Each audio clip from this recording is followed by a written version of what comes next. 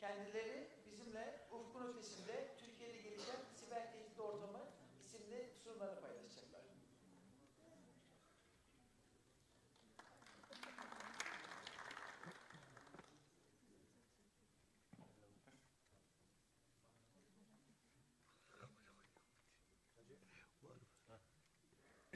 Thank you very much for inviting us today. It's always nice to come back to Turkey. We have beautiful places everywhere. My name is Amin, and I am a security researcher with Kaspersky Lab Global Research and Analysis team. And my presentation today is about things or attacks that we see happening in Turkey specifically.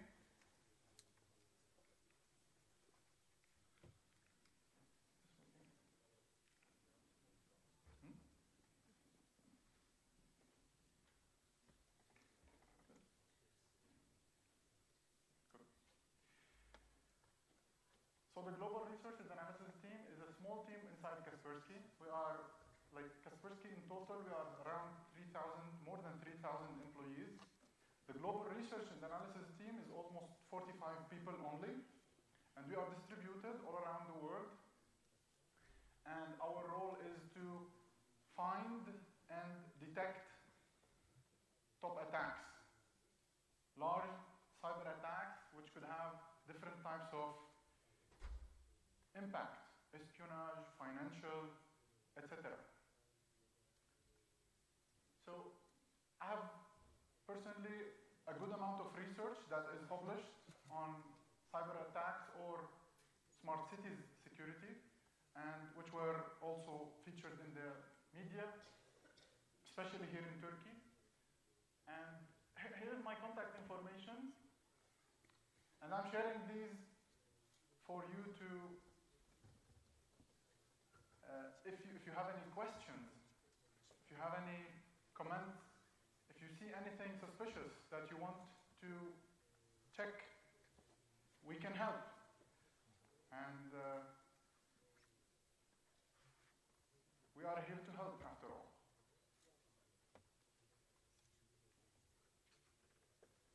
This is similar to what was mentioned in Amir's presentation. And I will not emphasize a lot on explanation of the different aspects, but we separate attacks by the level of complexity. And the attacks are stronger when they become more complex, of course. On the top, and this is what is most usually important and dangerous, we have the cyber weapons.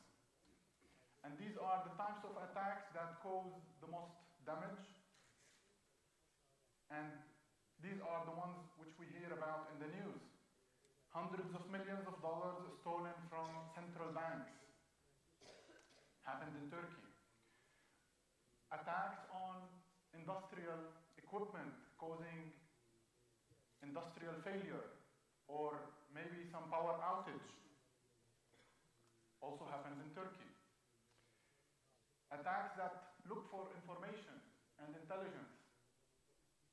And not only in Turkey, it happens everywhere. We see them all the day in the news, right? And this is, like we focus, the Global Research and Analysis team, we are focused on cyber weapons and cyber attacks. We investigated a number of these all over the years. And they've been expanding, like the numbers are very big right now. We are tracking more than 100 threat actors. And by threat actor, I mean large attacks that cause big damage, not small types of attacks like ransomware or banking information, etc.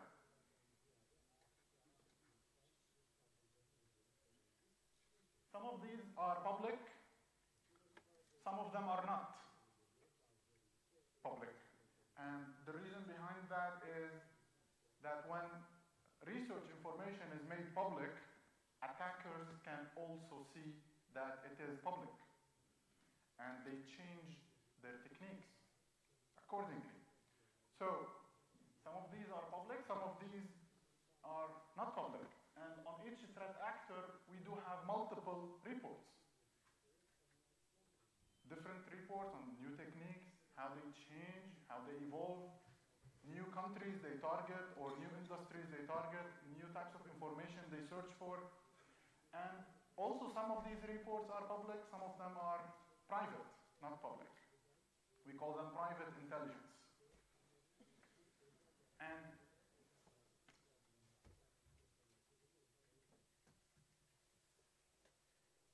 I think you already know the story of this slide.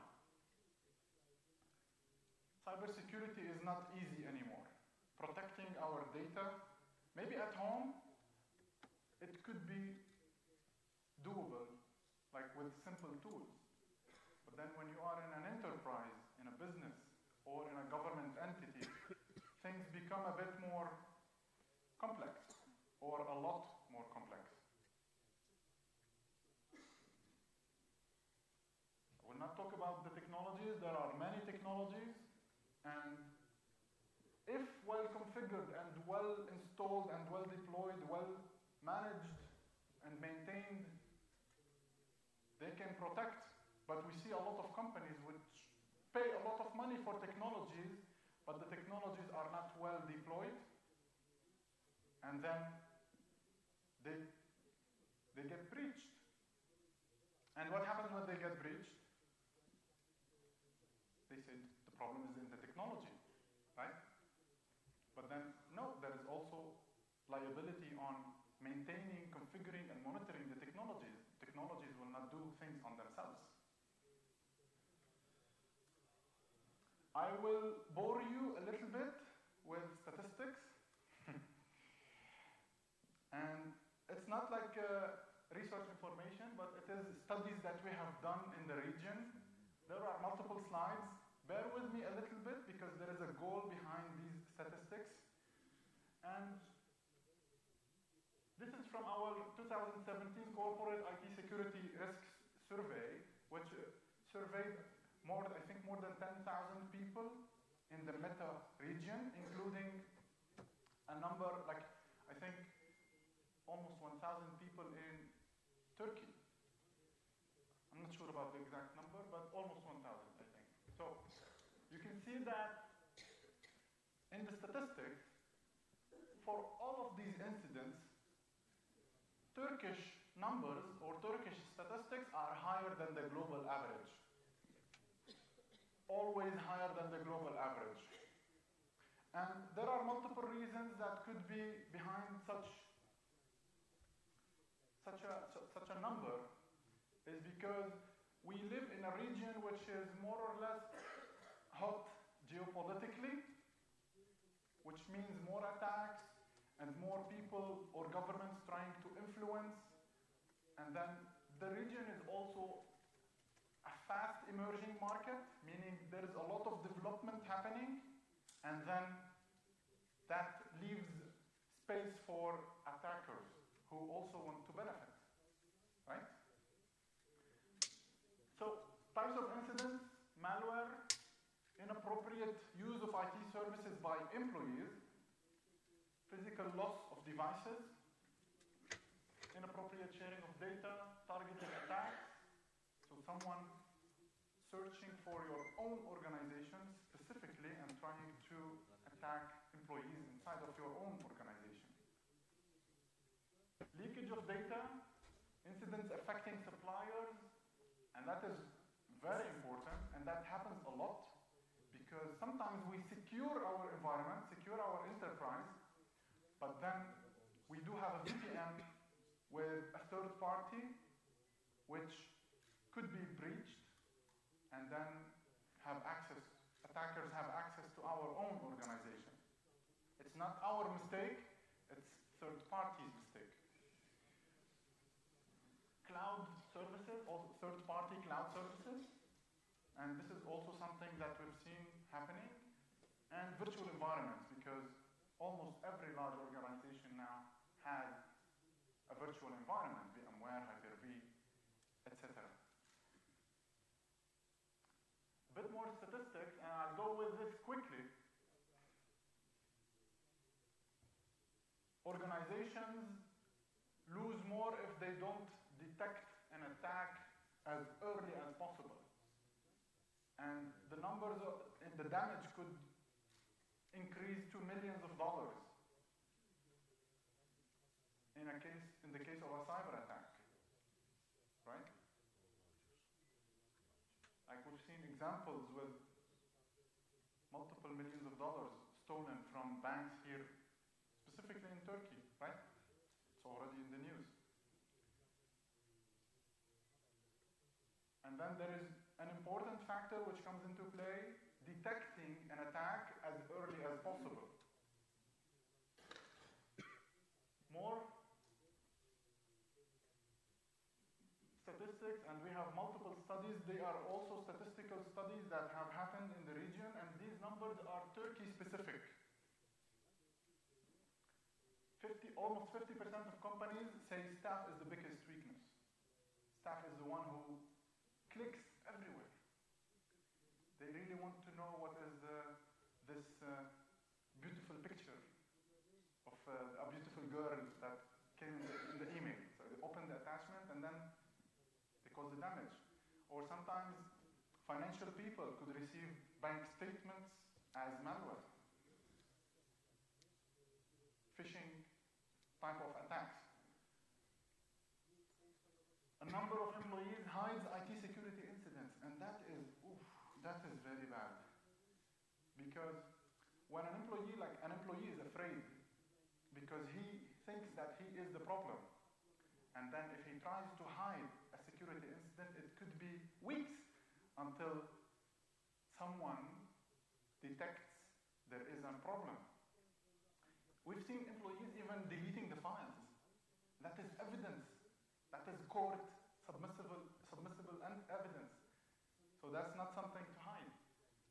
20% of employees, they do not trust that there are good policies inside their organization to protect from security or cybersecurity issues.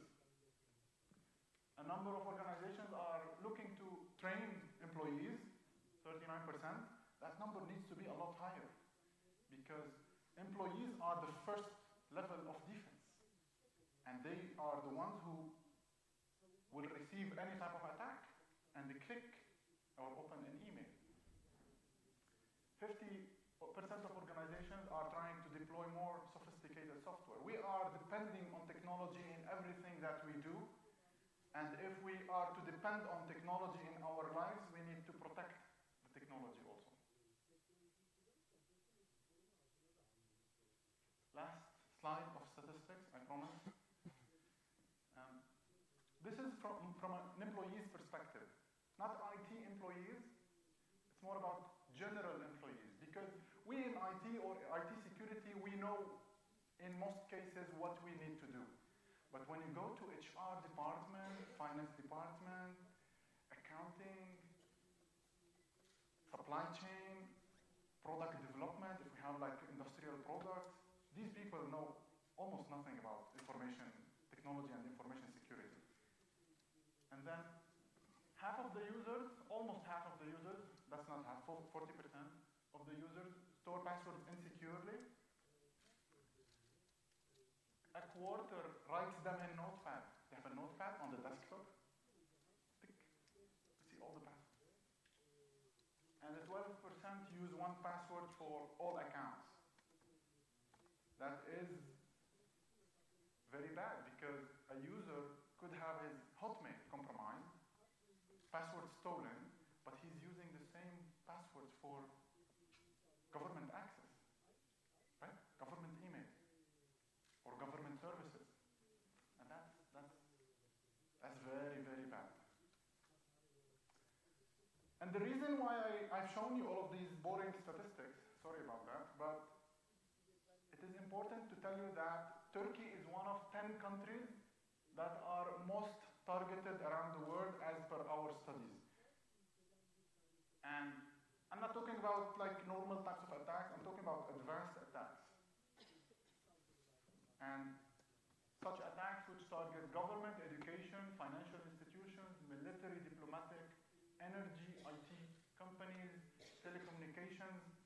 And IT companies are interesting. You know why? Because we see that a lot of these IT companies have access to many clients. They have client databases, they have software which is running on the client side, and a small update to the code on IT companies will cause damage maybe to 20 clients, right? And this is how attackers are trying to benefit from IT companies.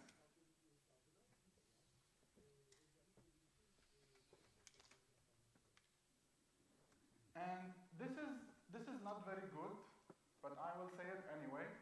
These are the attacks that we investigated, the advanced attacks that we investigated starting from 2017. So 2017, 2018, almost a year and a half now. And these are advanced attacks. These are targeted APT-style attacks. And the importance of having the knowledge about these attacks is critical, mainly because we definitely need all types of organizations to scan for these attacks, to know if they are present inside your own organization. If you don't have information about these attacks, you will not be able to know if they are present or not. Because these types of attacks sometimes use 0 days or new types of backdoors that are not detected by simple technologies and then bypass simple technologies, right? And this is a simple list, really. And these are like, we don't talk in our policy, we do not attribute attacks, so we do not say which government is behind these attacks, but we talk about languages, because we find traces of languages inside the attacks, and we are more or less, we are trying to be as independent as possible. We are an independent company, and we investigate anything. We have investigated attacks with Russian language, English language, Arabic language, French language, Spanish language. Whatever we find, we research, we detect, and we block. And then we have even Indian language here, Korean language. So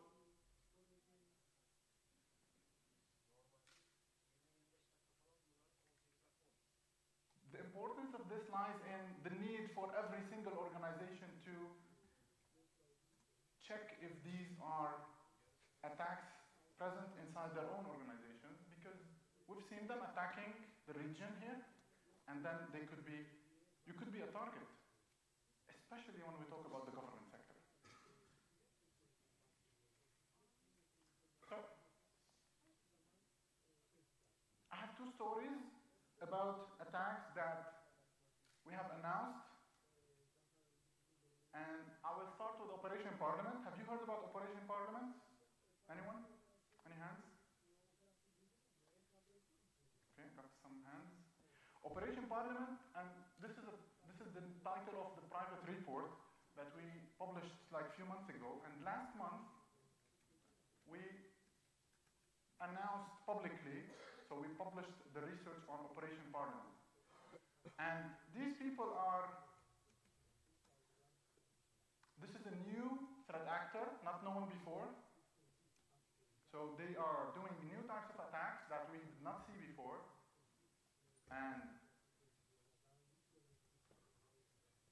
they have targeted very high-profile organizations in the Middle East and North Africa region, in many countries, and caused a lot of damage. The goals, espionage.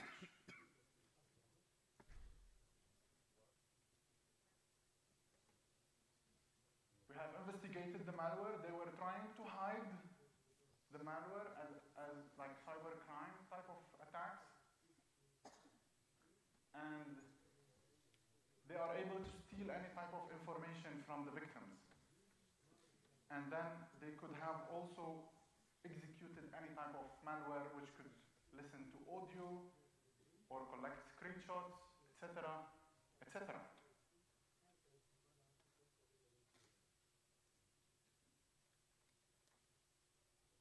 And this type of, now let me tell you that this type of attacks did infect almost every single country around Turkey. We don't have evidence of infections inside Turkey, but that does not mean that the attackers did not attack. We as Kaspersky do not see everything. So it is important for you to scan for these types of attacks and check if you have seen them in your own organizations. This is a simple example of victims. And this is I think, a description of the types of attacks that we are looking at. You can see top government entities and top organizations being targeted with this malware. And when we published our research, we did not publish the indicators of compromise, because that will help the attackers know what we know. These are all shared in private intelligence.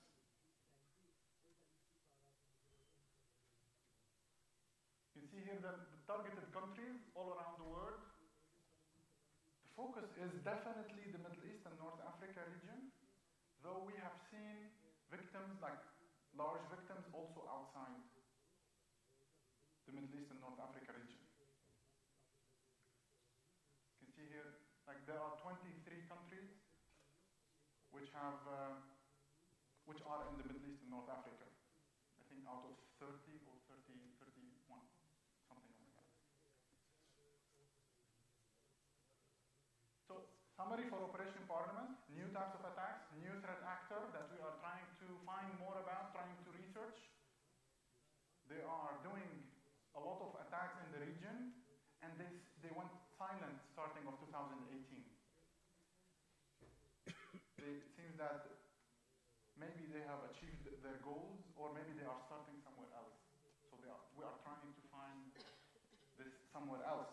We are trying to find where they will hit next. And this is the type of threat intelligence that we have at Kaspersky. I have another example. Crouching Yeti is another example of attack that we have also investigated, and this one touches on Turkey directly. And we recently published a small report on what we call server-side analysis, and this is Crouching Yeti is a group of threat actors. Okay, so it's a group of people which are well-funded, they have good money, and then they have specific goals, and they search for, we'll see what they are searching for. Just a few seconds. The important thing to know is that this report was about preparation for attacks. They were preparing for attacks. Okay?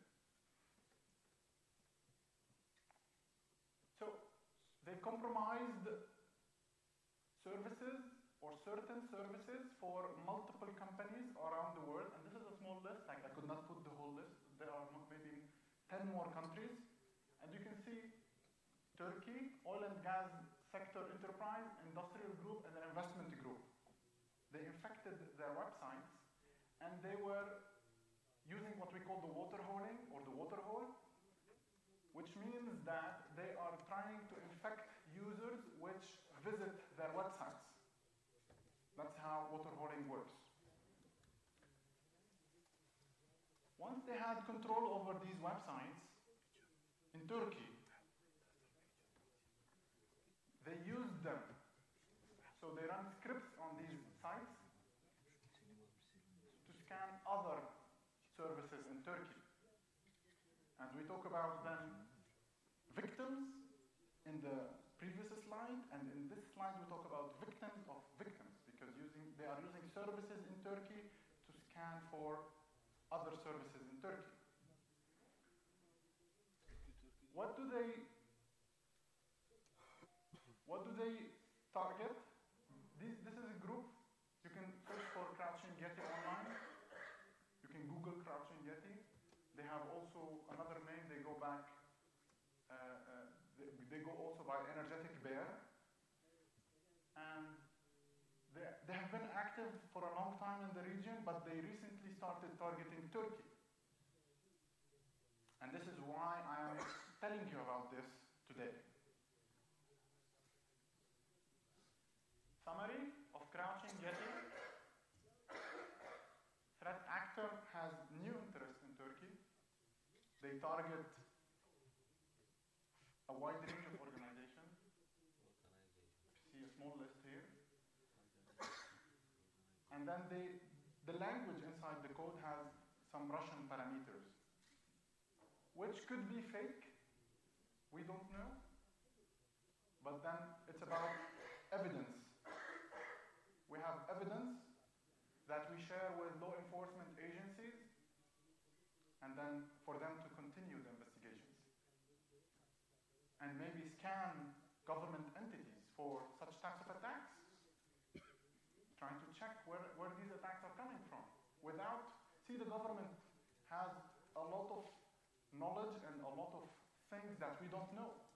We know about these attacks because a law enforcement agency helped us to know about these attacks.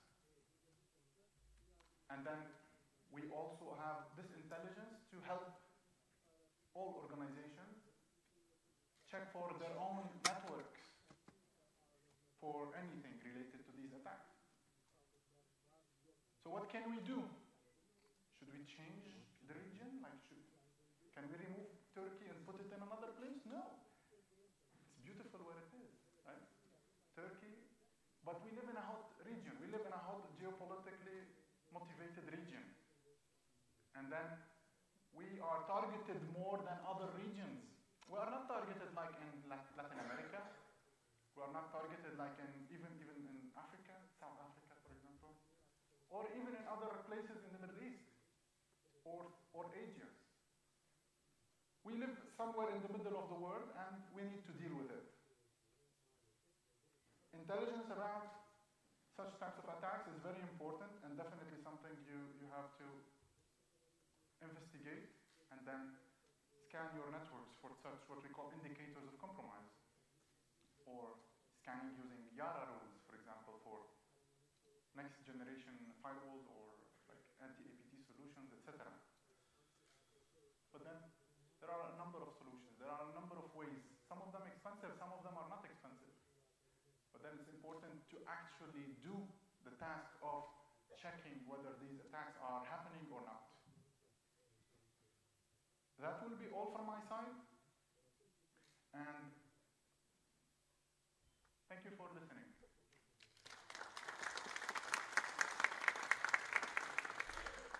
Do we have time for questions or maybe later? Okay. We are here. We are here and we will be outside for the break. So if you have any questions, please feel free to get in touch. Thank you.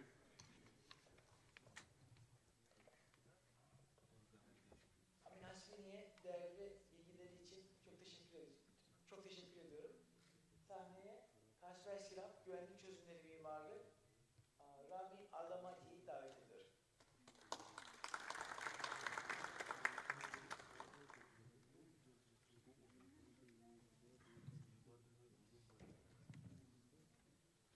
Hi, good morning. Thank you so much for having us in this great event.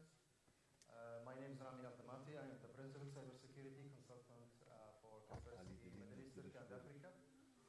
We are happy to show you how we can help you in the challenges that our team explained and the attacks and whatever is surrounding us in this, let's say, cyber world. So starting from the financial impact for any incident, and we keep repeating these type of stuff because it's very critical to us and to mention it to our customers that if you are not able to mitigate and stop the attack from the first week or from the first day or the first minute and contain the problem, definitely the loss, it will be too much. It might reach to millions, to millions of dollars of loss, and it will be not only loss of money, loss of reputation, trust from the customers, and many of factors that can affect any organization at the same time. So we always mention to our customer, we understand the external factor for you. External factors that usually attacking or putting you in a critical situation, like advanced vulnerabilities that are coming to you. Exploit on the basic vulnerabilities as well is already known, but there is no action being taken against of them. Also, the cybercrime as a service is a service that anyone today generate a malware or create a malware. So anyone, he don't need to be a very smart, he don't need to be that much of knowledge or capability in the programming language. He can go and just pay a small amount of money to tell the people who deliver this cyber service, I need to create this malware to attack this type of country or this type of, let's say, organization that I have maybe some problems with them. Then they create it for them within a specific time frame with a specific amount of money, and they give it to them with guarantees working 100%. All what he needs to do just to send it in a different way, then test and try how it is working. If it does not work, they guarantee that they will refund him or recreate it again for him. So everyone today can be create this type of malwares. Also, SMB also, as we mentioned, they are part of this problem, meaning that victim of victims, meaning that I can reach to the victim and spread to their customers, to their database, to their contacts, or whatever is connected to these customers. Now, there is also internal factors. We understand it based on our experience with our customers, mentioning that there is a lot of sophistication and environment in the front or in the data centers that need to keep maintained, that have maybe a lot of gaps and leak of maybe operational information. And we found, based on experience, that the targeted attack sit inside the networks for more than 214 days, not detectables, hidden, without any detections from existing security. So what is the benefit for existing, let's say, investments? So these type of things that make us put some questions, why and what is our approach, and why these technologies is not working very fine, and how the attackers is working, and how can we think like attackers as well. Okay, so the landscape of the cyber attacks has come from different ways. It's not coming from one way. It comes from starting from endpoint, maybe from networks, from cloud, from users, from mobile users, IoT devices. It comes from in different threat actors. Let's say malicious insiders, some malicious from inside, maybe some organized crimes, hacktivisms, national conflicts, or national states conflict itself. And it's coming in different directions, like spear phishing, malware, 0 days, social media or social engineering, and physical compromise. Today we found there is a lot of attacks happening, combinations between spear phishing and physical attack in some banking sectors.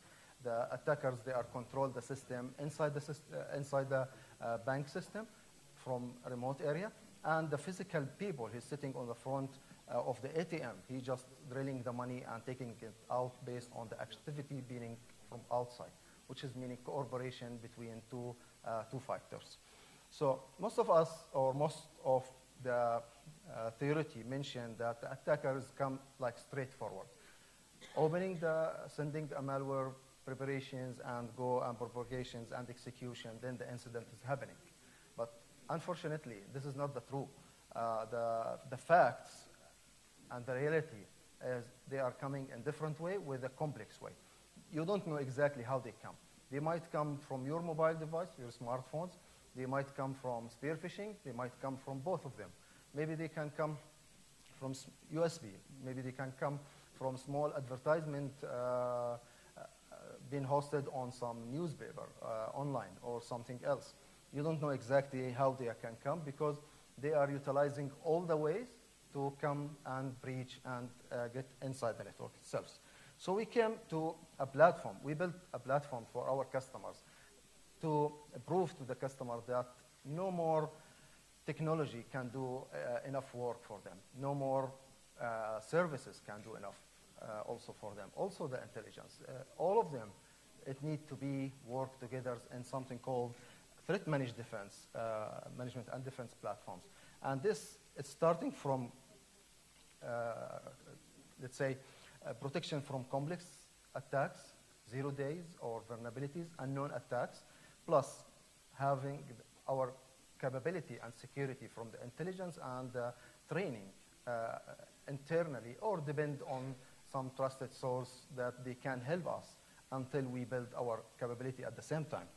And the full visibility, which is came at the end to have the, not only in the endpoint level, I need to change the concept of my endpoint capability to have the capability to go and beyond of the only just detections. It needs to have the containment, it needs to give me a visibility, it needs to help me in my investigations. So we need to have more engagement or more, let's say, update on our endpoints capability and going with the concept of the ADR or the endpoint detections and response capability. So we see the workflow or any solution that we want to build it, starting collecting forensics data, discovering and qualifying it, investigating and neutralize it, then recover. So based on these platforms and the managed defense, it will help you to start working on multiple areas and joint efforts together, because it needs to be have all together. Not only I need to have bring only firewall or IBS or traditional security on a front end, and that's it, I'm protected, not anymore. Okay, I will take training, and I will spend a lot of money to enhance my team capability in the forensics, malware analysis, and all of these technology. But he still don't have the capability and the protection and the visibility and the intelligence. So all of them, it need to be the complete solution, integrations together to work all together at the same time.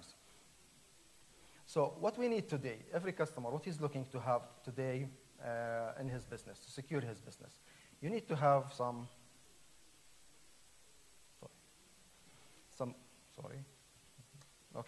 multi-layer protections that can come and sit in multiple area, different area to catch the known or unknown threats. So something known, you know about it, you will be able to catch it. But what about the unknown, the 0 days, how I can be catch it? Also, I need an innovation technology, that this technology can help me to do more predictions and machine learning, understanding what we are doing in our infrastructure or environment. So I am a financial institute, I'm a governmental, so everyone have this different systems. So I need a different technology that help me to understand and adapt how we are working in my business itself. The intelligence is very important, as being mentioned by my colleague, that if you know, then you will be able to protect yourself. If you know how they are working, if you know who's targeting you, who's trying to reach to you as governmental or as a country or as a small entity inside the country itself, you will be able to understand and stop the attack in advance, like building your capability in a threat hunting, not the attackers will hunt you. So you will hunt the attackers before they hunt you and build the capability. So starting from the portfolio of cybersecurity services. So the cybersecurity services, starting from building the customer, based on the customer maturity, we start build their training and give them the training to build their staff capability. Today you have a different type of team inside your network. You have security engineers, you have help desk, you have sales people, you have multiple type of area of people which they are part of the cycle of the attack itself. So we need to develop some sort of training and capability for these type of team. And the discovery and the response capability. And the response, mainly most of the customers, they are asking for incident response, which is reactive actions. After the attack is already happening for you, they will start doing and start moving up. So we coming to the market and mention, no, we need to change the reactive action and go with a proactive action. Proactive action meaning the threat hunting. Threat hunting that build your capability, have the intelligence, have the technology, then you will be able to stop the attackers before get inside your network. You will be able to eliminate the number of days that 214 days average for the organizations, the attacker sitting inside without any discovery. We can decrease this number of days.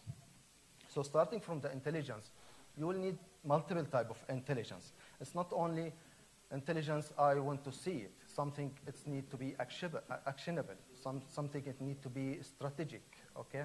So something I needed to be part of my solutions. So I can have the threat intelligence data feed that integrated with my SIM solution that have all the logs inside my network, and it will help me to prioritize the millions of logs that I receive it every day to maybe thousands of logs or hundreds of logs that it is most important and matching with the global threats that is coming to them. So I will be more focused, I will be more fast to do the actions. I don't need to spend a lot of time to analyze thousands of events per day or millions of events. I don't have the capability. I don't have the time because the attacker is starting attack and compromise my local network itself. APT reports. APT reports is two types actually. It's something we put it on a private reports that we share the full details about how the attacker is working and how they are behaved and how you can protect yourself through the IUCs or the ERA rules itself. This type of information we give it to our customers so they can read it, they can enrich their knowledge to understand what they are facing, then stop the attack in advanced steps. And there is a customer-specific report. Customer-specific report mainly that it is only for you, not generic, not only for everyone in the world or everyone in Turkey. It's only for you, X company. I need to understand what type of attack is coming to me as an institute. Who's targeting me? What is the leakage of information being shared in the dark web, okay, or in the underground web? That there is maybe some credential information being shared, some username and password, some other different confidential information being shared about me as a specific customer. So we help our customer to build a sort of report so he can understand exactly where is his situations from the equation of the attacks itself. Threat lookups is a tools that if you have any logs, any, let's say, MD file or MD5 hash information or any type of information, I want to search about this information, I found it in the firewall, in the IBS, in the endpoint, but I need the tools that help me to understand from where it is cut, in which part of the world they are coming, and which part of the world they're being hit before. What is their behavior? What is the analysis for it? So I need some powerful tools to help me to understand more details about it. Our integration is working with all type of SIMs, threat platforms, data mining, and the network controllers. And beyond of this, not only these, so any type of SIM solutions, if it is not part of this list, we can develop and integrate. It is straightforward, so we can able to adapt with any type of SIM solution is available with our customers. Plus integration with the network controllers. Network controllers that take the information from us and block it immediately on the firewall level or break it out directly. And this type of threat intelligence data feed, it will give you multiple information and multiple data being categorized to, which is starting from the hashes, IP addresses, reputations, IUCs of the APT, URL feeds, and so on and so on. So you can see multiple type of information. It can be shared with our customer to enrich and empower their capability to see how I can prioritize and empower my capability inside the network. This is a SIM solutions process. SIM solutions always collects millions of logs from the log source. And I don't have the time, I don't have the resource, I don't have the fast speed actions that I needed to prioritize millions of logs that coming from these logs. Once being integrated with the threat data feed, downloaded with the correlation engine, it will prioritize and normalize all the logs from millions to maybe some hundred of logs that can give me the more focus, more priority to do the action and block and create the activity immediately to stop the attack itself. So this type of how we can work it. And based on the discovery that we have it starting from 2010 up to today, we have more than 100 reports being generated with multiple attack groups in the private report or in the public reports itself, with all the technicality information about these attacks, how they are work, how they are coming, which countries been hit, and how can you protect yourself against of them to stop them in the early stages. So most of the time with our subscriber customers, we call the customer or we send them an email, told them that there is a new report is coming, go ahead and check it out. Maybe he's busy, he don't check it regularly, but we send him a notification to understand this type of attacks. So we start with our customers, like doing some gap analysis or assessment for our customers. And every customer have different assessments. So today, I cannot do one assessment for the banks. It will be the same for the, let's say, telco company, okay? It will not be for the enterprise, for the retails. So every customer have its own security assessment to show where it is the gaps. In the banks, we can show the gaps in the ATM, in the financial systems, in the process, in the procedures, and everywhere. And the telco company, we be able to scan and show where is the problem in the towers, and the 3G, 4G, 5G today coming towers, and if there is maybe some misconfiguration or some problems is there. Physical security also is very important in these towers because it will be very remote and be sitting some outside of the cities, distributed somewhere, but you need still to have the capability to know where is the gaps and where is the risk is linked for these systems. ATMs, point of sales, is also part of this equation of the assessment, so you need to understand it. Another assessment we do is the application security for the portals, for internal application, because these applications either being developed by your team or by third-party teams, and they don't care exactly about the security of their codes. They just care about the performance. I need to deliver it in a specific time, or I have a deadline for this project and I need to publish it. But it might be a lot of gaps or some SQL injection potentials or some error in the codes or some vulnerabilities in the codes. We can help you to find where is the problems exactly.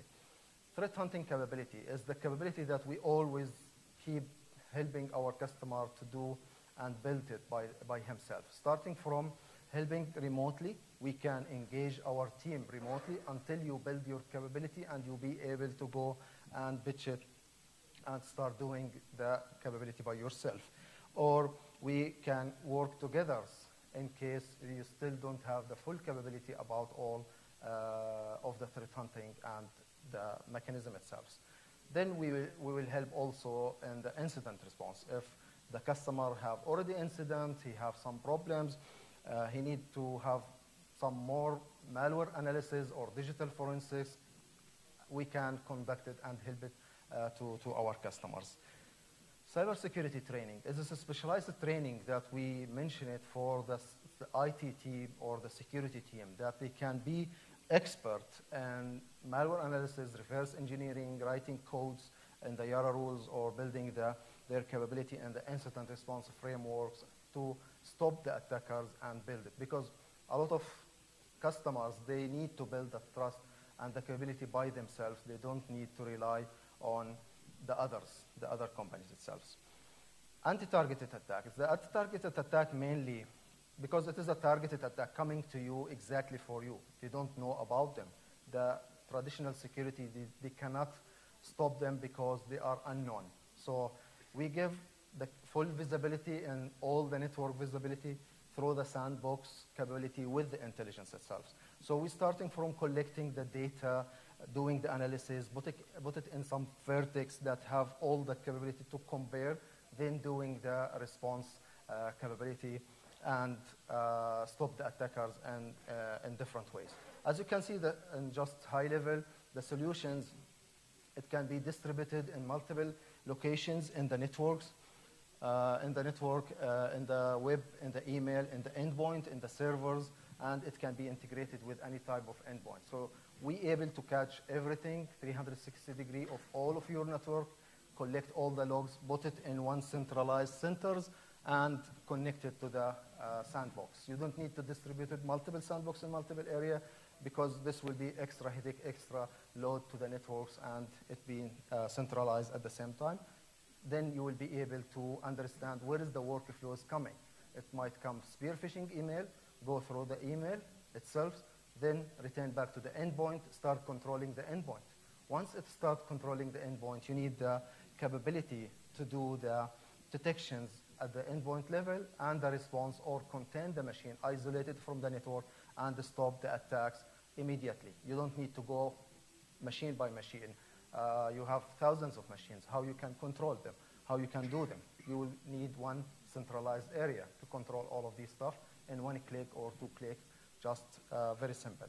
So this visibility it can give with aggregations, detections, response, and the preventions at the end. So we will be able to have the full visibility with the advanced capability detections and the threat hunting, because the threat hunting is part of the solution. If you have the intelligence, you go, search, endpoint will response. I have the same IOC in my endpoint, so I can contain this IOC, or I can contain this endpoint at the endpoint level to stop it working inside the network and spread the attack inside the network itself. So by the end of the customer discussion, we always told him that we don't told you take everything from us at the same time. There is a customer maturity. We need to build it with our customers. Starting from give him some training, some capability of incident response capability from our side, then go and give him some managed protections, going up with the targeted attack discoveries, anti-ABT, ADRs, then another advanced training, then they will be able to go and build their capability and the skills to go and depend on themselves. We don't have the attention that we always need to keep our customer connected to us. We need to build her capability and his strengths to protect himself and do threat hunting more than, let's say, incident response. So at the end, we will help him to reduce the cost, speed the return of investment, and mitigate the attack risks. All of these is what is our target to work with our customers, because most of the customers, they're facing, I'm not able to catch the attack from the first minute, from the first hours or first week, which has cost me millions of dollars. This will be help you to reduce the cost and speed the return of investment of what they've been invested at the same time with us. Again, at the end, as a summary, we're still part of the adaptive security strategy that Gartner advised and mentioned it for everyone, that if you want to build your capability as a strategy in the cyber defense, you need to have the predictions, capability, preventions, detections, and the response, which is all work all together with multiple services and multiple area. As a conclusion, we are happy to be your national cyber guards, and we protect what is matters. Thank you so much for you.